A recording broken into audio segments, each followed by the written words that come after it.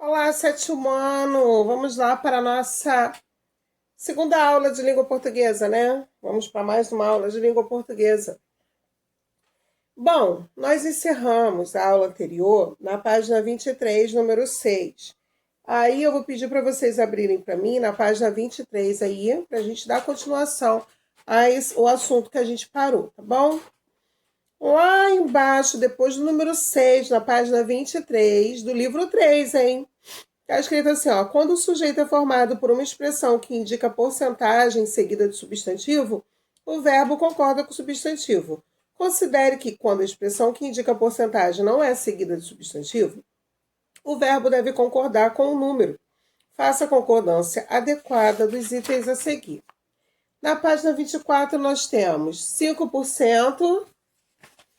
Vamos colocar aí para mim. Votam. Embaixo, né? Votam para manter o veto do governo. 95% derrubam o veto do governador, com o verbo derrubar, e 1%, com o verbo torcer, torce contra a lei. Leia a seguir as regras de concordância verbal com sujeitos retomados por pronomes relativos. Pronome relativo que. Quando o sujeito é o pronome relativo que, o verbo concorda com o antecedente do pronome. Veja esses exemplos. Nós temos aí, ó, lei que autoriza a visita de pets em hospitais de São Paulo é publicada. Nós temos aí o pronome que é um pronome relativo. Nós temos aí, ó, está na terceira pessoa do singular, que é antecedente terceira pessoa do singular.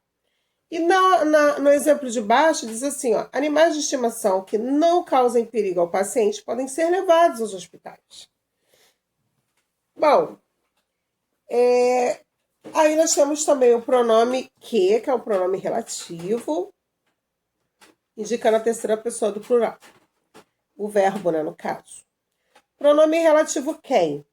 Quando o substantivo é o pronome relativo quem, o verbo concorda com o antecedente do pronome ou fica na terceira pessoa do singular. Como, por exemplo, ó, foram os profissionais da saúde quem se preocuparam com os pacientes. Quem aí é o pronome relativo e se preocuparam também está na terceira pessoa do plural. Profissionais da saúde, antecedente, terceira pessoa do plural. E temos o último exemplo, foram os profissionais da saúde quem se preocupou com os pacientes. A concordância do pronome quem na terceira pessoa do singular pode parecer estranha, mas é fácil perceber que ela está correta, basta iniciar o período com o pronome. Quem se preocupou com os pacientes foram os profissionais da saúde. Expressão 1, 2, que. Essa expressão exige o verbo no plural. A tendência na linguagem corrente e mesmo em textos literários é a concordância no singular, enfatizando assim o ser a qual o processo é atribuído. Em se tratando de linguagem jornalística, em que se busca a neutralidade, é recomendável o emprego do plural, já que se informa que o ser não foi o único a quem o processo foi atribuído. Veja esse exemplo. A autorização do PET no hospital foi concedida por um dos médicos que cuidaram do paciente. Concordância do verbo com o sujeito composto. Sujeito composto, anteposto e posposto ao verbo. Como é que é isso? Vamos lá. Número 1.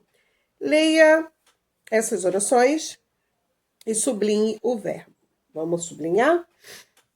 Oração 1. Voluntários e cães do projeto participaram da sessão da Assembleia Legislativa. Sublinha participaram, por favor. 2. Concordaram com a visita o médico do paciente e o infectologista do hospital. Sublinha concordaram. Número 3. Autorizou a entrada de animais no hospital o médico do paciente e o infectologista do hospital. Sublinha na 3. Autorizou. Letra A. O que você nota sobre a posição dos termos dessas orações? Bom, na oração 1, os termos estão em ordem direta. Nas orações 2 e 3, em ordem inversa, isso é, antes do sujeito. Começa aqui.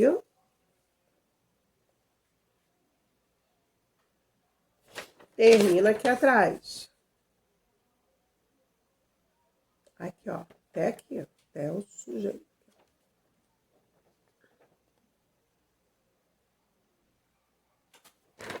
Letra B. Qual é o sujeito em cada uma das orações?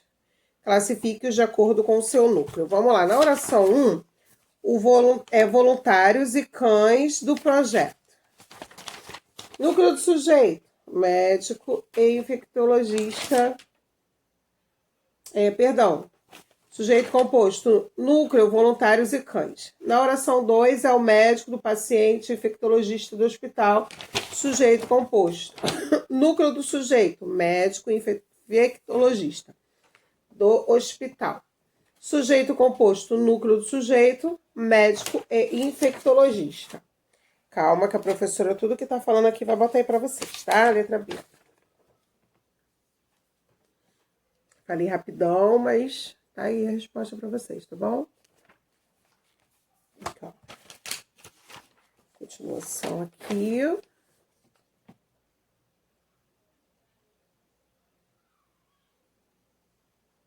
Tem mais um pouquinho aqui atrás.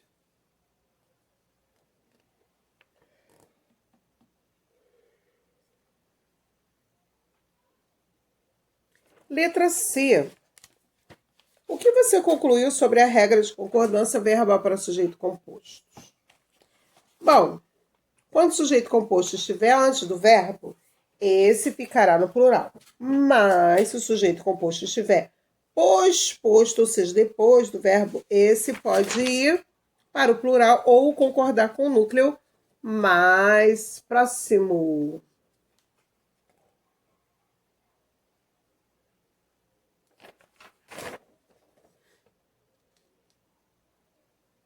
Agora, aí embaixo da letra C diz assim, ó, quando o sujeito composto estiver antes do verbo, esse sempre ficará no plural.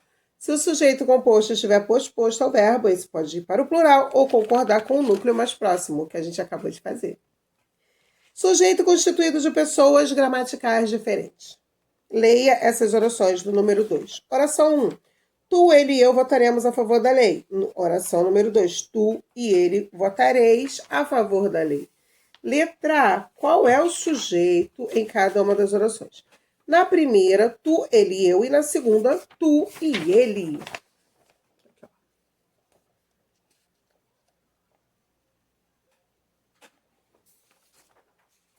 Letra B. Com que pessoa o verbo está concordando em cada uma das orações? Opção 1, opção 2 ou opção 3? Opção 2. Na segunda opção, aí você marca um X na letra B, onde diz, na primeira oração, com a primeira pessoa do plural, que no caso é nós, na segunda oração, com a segunda pessoa do plural, que no caso é vós. Letra C. Você. O que você observou sobre o sujeito nessas orações? Vocês observaram alguma coisa? Vou dar uma dica aí, tá? Tu mais ele mais eu é igual a nós. E que tu mais eles é igual a vós. Letra C.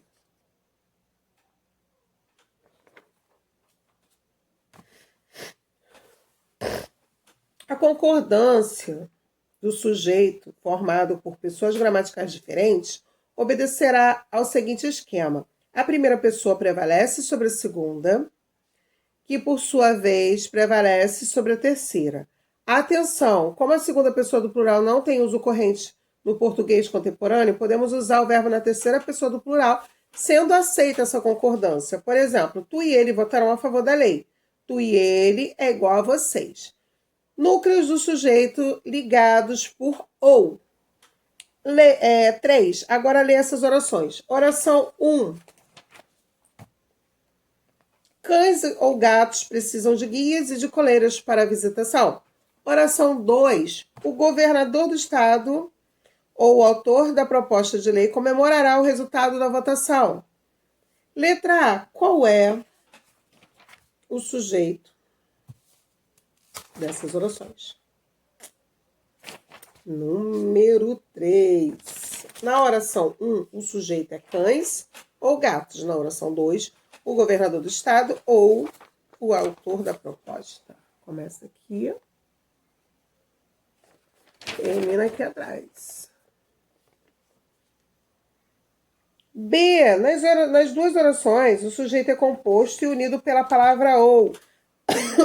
Perdão. Apesar de o sujeito ser formado e classificado da mesma maneira, a concordância do verbo na oração 1 está no plural e na oração 2 no singular. Reflita sobre os significados da palavra ou e procure explicar por que a concordância verbal se faz de maneira diferente.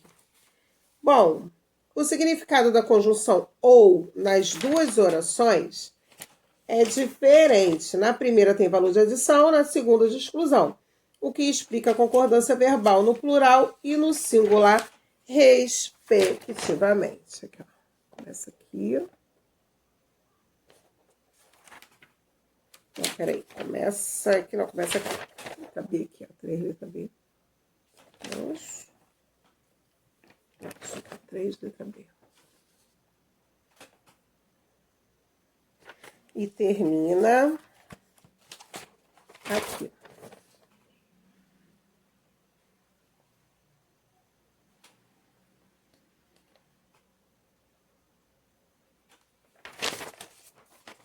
E aí embaixo, para encerrar, diz assim, ó, se os núcleos do sujeito estiverem unidos por ou, o verbo ficará no singular ou no plural de acordo com o valor semântico da conjunção, que pode ter sentido de adição ou de exclusão. Então é isso, galera. Vou ficando por aqui com mais uma videoaula. A gente se encontra na próxima. Beijos!